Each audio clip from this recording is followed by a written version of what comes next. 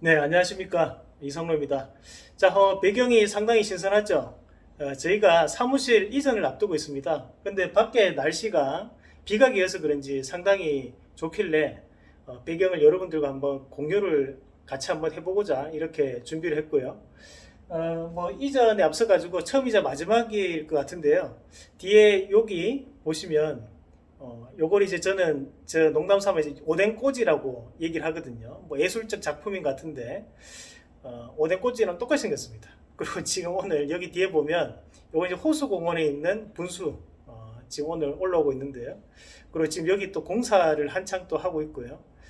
멀리 보이는 여기는 이제 김포, 김포가 되겠죠. 저 여기 이제 일산입니다. 그래서 사무실 호수공원 근처에 생활하는데 저희가 이제 곧 사무실을 이제 이전합니다. 이전하기 전에 풍경을 한 번이라도 좀 보여드리고 싶었는데 이렇게 처음이자 마지막으로 한번 공유를 해보도록 하겠습니다.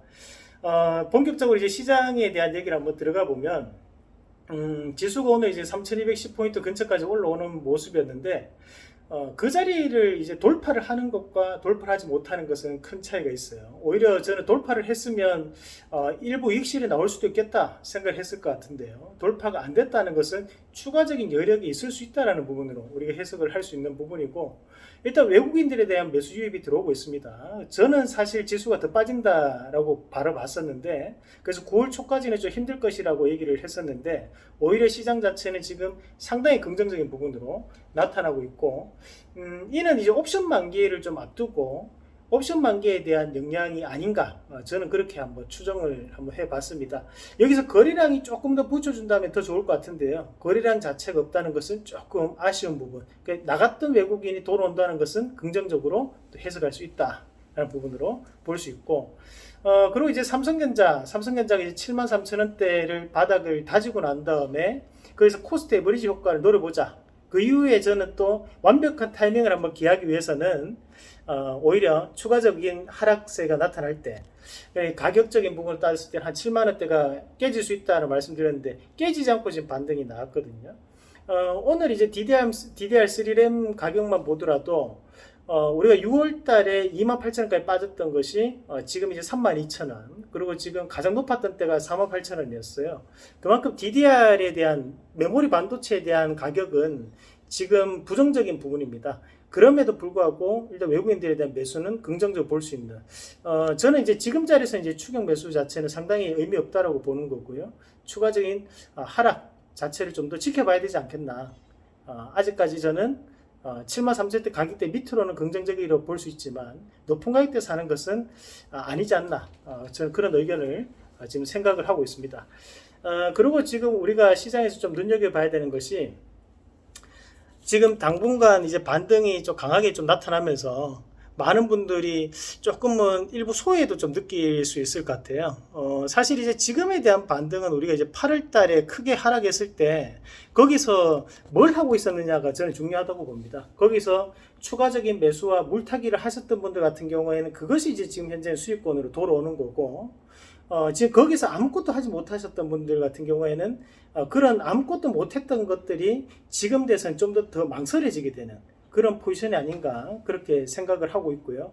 그래서 추가적으로 만약에 시장 자체가 빠진다면 거기에서는 우리가 기회로 봐야 되지 절대 물러서는 자리라고 생각할 필요는 없다라는 말씀을 다시 한 번 더 꼭 드리고 싶습니다. 마찬가지로 지금 시장은 재료 또는 이슈, 테마, 일정에 대해서 미리 좀 선반영되면서 움직이는 그런 양상들인데, 특히 이제 테마로 따졌을 때 한 두 가지 정도를 좀 저는 보고 있어요. 하나는 이제 말씀드렸던 이제 폴더블 관련돼서 우리가 3대장이 누구랬습니까? 파인테크닉스, KH바텍, 세경하이테크. 오늘 세경하이테크도 좋은 모습 보였죠.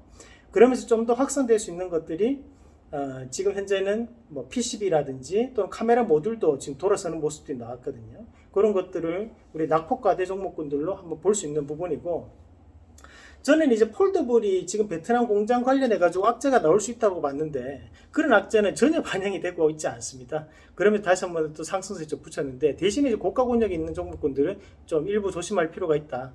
그리고 마찬가지로 여기서 좀 봐야 되는 것 중에, 우리가 지금 현재 이 폴더블에 대한 성능도 중요하겠지만 저는 보복 소비에 대한 부분도 작용했다고 판단하거든요.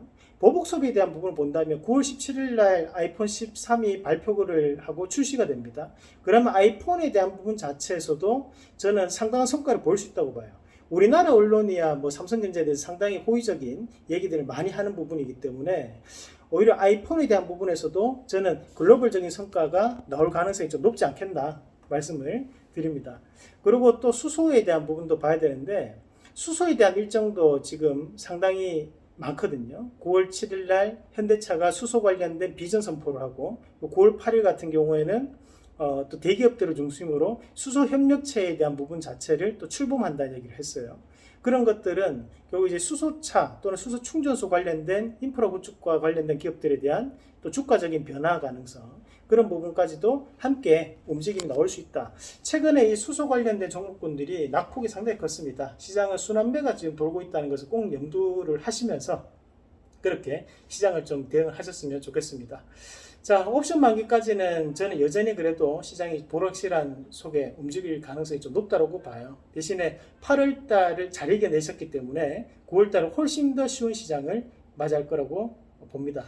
그만큼 8월달 힘들 거라고 말씀드렸는데요. 이제 9월달은 그보다 훨씬 더 좋은 시장을 우리가 겪으면서 8월달에 수익 냈던 것들 또 9월달에는 더욱더 또 극대화시키는 전략으로 나가보도록 하겠고, 추가적으로 저희가 6월달부터 8월달까지 했던 한국경제원에서 하는 힌트 대회에서 제가 수익률 1위를 기록을 했습니다.